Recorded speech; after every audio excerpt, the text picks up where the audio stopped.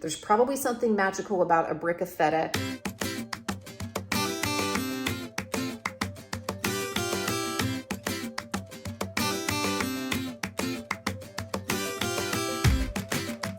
Hey you guys, welcome back to See Mindy Mom. If you are new here, I am so glad that you found me. Welcome to my mom van. Today I'm doing something that I have not done before. I am doing an Aldi grocery pickup haul. So I'm gonna show you what I got. I put my order in online. I'm gonna tell you what I think about the Aldi grocery pickup. So stay tuned.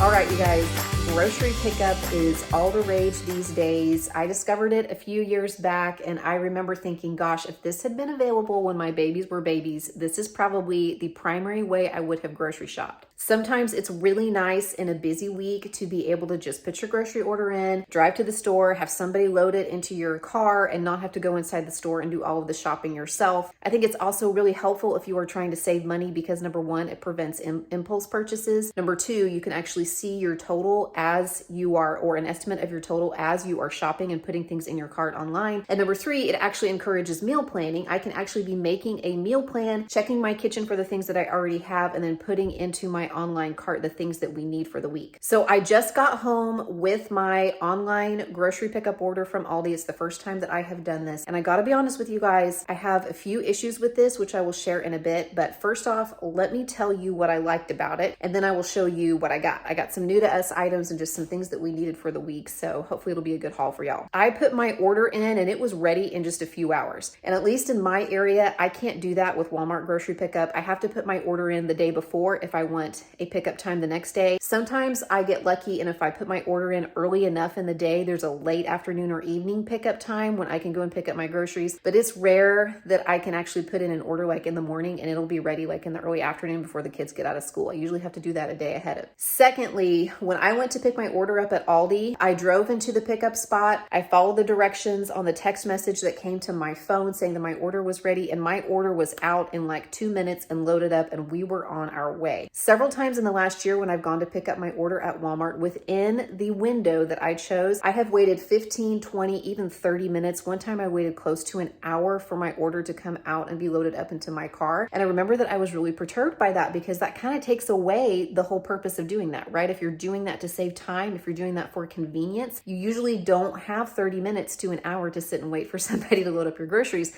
I could have gone into the store and purchased it during that amount of time. So those are things that were good about this experience for me, but there are still a few things that I'm kind of questioning. So let me show you what I got, and then I'm going to kind of break it down for you, a few of my possible issues with this. Okay, lots of produce because we go through a lot of that in a week. I did pick up some bananas and they picked out some yellow ones for me. So I'm very grateful because a lot of times I don't get bananas at Aldi because they're really green.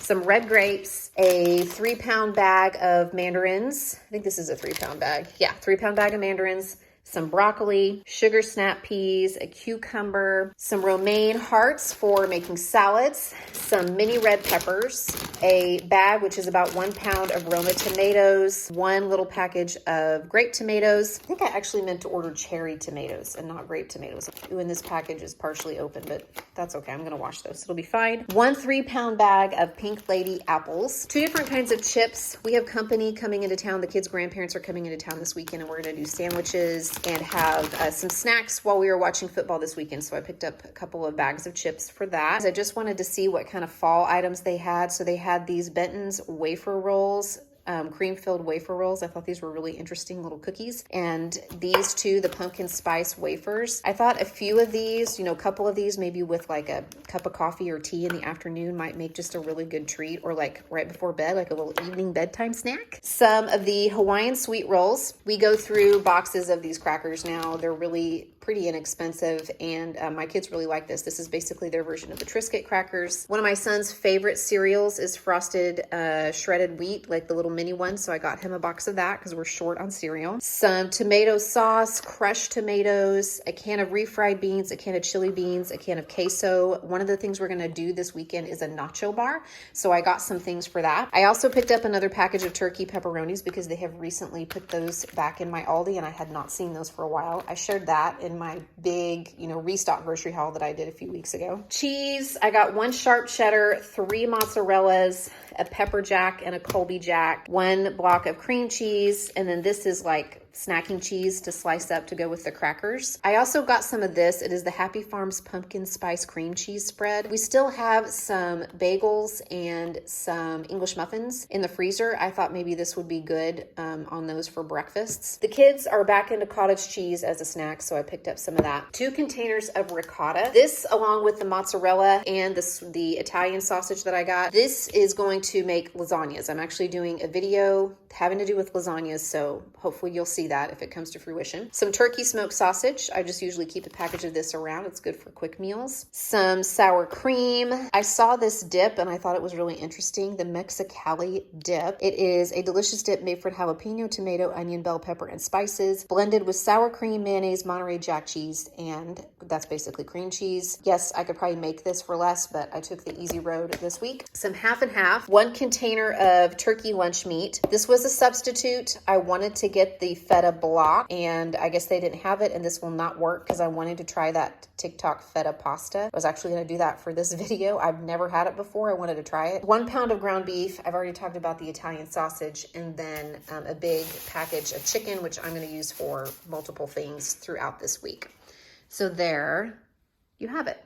Okay, so I've shown you my haul. I got it all put away. I'm very glad that I did that, and I can cross that off the list for the week. I picked up some things that I thought we needed and that I wanted to get through this week, so we should be good to go. I'm very glad that I did this. However, and let me preface this by saying that you guys know if you watch my channel that I am a huge Aldi fan and I'm often singing their praises. I personally may not use the Aldi online order and pickup service again, at least the way that it is now, and let me tell you why. I had kind of some issues today, and maybe it was me, maybe it was my browser, maybe it's the way that I was searching for items, but I was having a difficult time finding some of the things online and putting them into my cart that I wanted to order. For instance, I would search like cucumbers, and cucumbers would not come to the top of the search results. And so I thought, maybe they're out of cucumbers. So then I searched apples and the same thing happened. And I was like, there's no way they're completely out of all kinds of apples. So when I went into the produce tab and I scrolled through all of the produce options, I was able to eventually find the things that I wanted. But you can understand that that's a little bit more tedious than just putting in the search bar apples and being able to immediately put in your cart what you want. Again, maybe that was a me issue. I don't know. It took me a lot longer to put my order in than I would have thought because I had a hard time finding some things on the website that I was looking for. Hey guys, future editing Mindy hopping on here to let you know that I went back and looked at this feature again just to see if it was still doing this. And I found that when I was searching for things specifically through the Aldi website, so if I went to grocery pickup through the Aldi website and it redirected me to the Instacart website from the Aldi website, that's when I was having this search issue where I didn't feel like it was pulling up the items whenever I searched for them. But when I went directly to the Instacart website and chose Aldi as my store, then I feel like the search function operated more like I expected it to. When I put in apples, it pulled up all of the apple options. So if you are going to use the grocery pickup, I would just suggest going to the Instacart website first and selecting Aldi as your store instead of starting at the Aldi website and then being redirected to the grocery pickup. But in addition to that, the prices were higher. I mean, I definitely paid more for this order than I would have if I had gone in the store and purchased it. I guess I was thinking it would be more like Walmart where the items are, pretty comparable or the same price as what they are in the store. And I have put that to the test a couple of times. But I know for a fact today, after looking at my receipt, that I did not get the sale price on items because I bought grapes and broccoli and mandarin oranges because those were 3 of the produce items that were on sale this week, and I did not get the sale price. I also noticed that several items that I routinely buy and have even purchased frequently. I mean, you guys, I was just in Aldi last week and the week before that, so I don't think that these items have been marked up like overnight. I noticed that several of these items that I purchase a lot, they cost more, putting them into my online order and paying for them that way. Does that mean that it's bad or that it's wrong? I mean, no, I'm paying for convenience there, right? And I sometimes say that my time is worth more than my money, and this is one of those weeks where that was. And yes, maybe I paid 10 or even 15% more for this order than I would have if I'd have gone in the store and purchased it,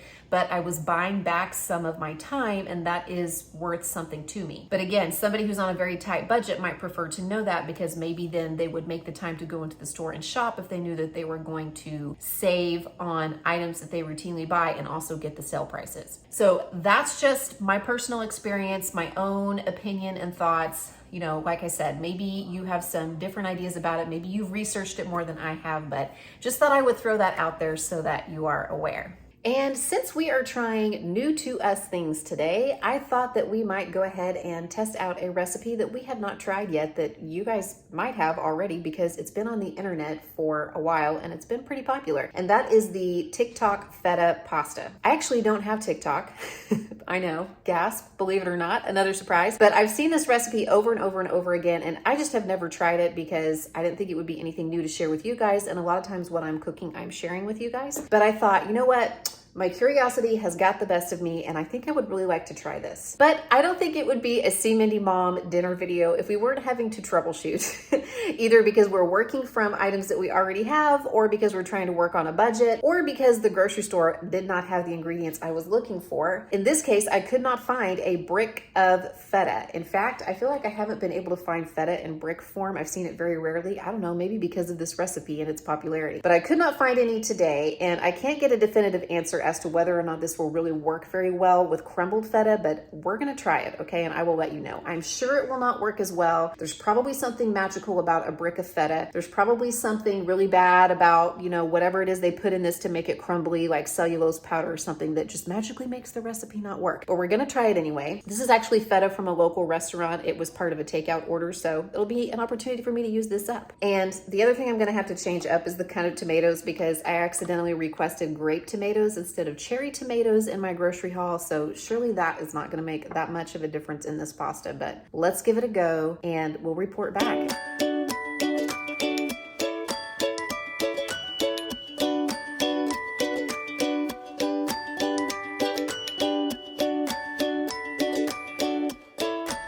So I decided just to do a half recipe because I didn't think that I needed a recipe that used an entire pound of pasta. So that's why I'm only using 1 container of tomatoes. I'm probably using about 5 or 6 ounces of crumbled feta. I seasoned this with a little bit of oregano and parsley, salt and pepper, and then drizzled some olive oil over the top. And I only cooked 8 ounces. It was actually probably about 10 ounces of pasta to use in this recipe because I didn't really want to make a big, giant dish of it. I also threw in a little bit of red pepper flake just because, personal preference. We like a little bit of kick in our food. And this turned out really, really great. This was good. I see why everybody's, raving about it. It was very easy. It's made with pretty easy, ingredients that a lot of us usually have on hand. And I didn't have to do a whole lot of work. And it was really tasty. So we really enjoyed this. I would definitely say it lived up to the hype. And it would probably be even better if I was using a block of feta instead of the crumbled feta. But the crumbled feta worked just fine for us. For what it was a great, really easy weeknight meal.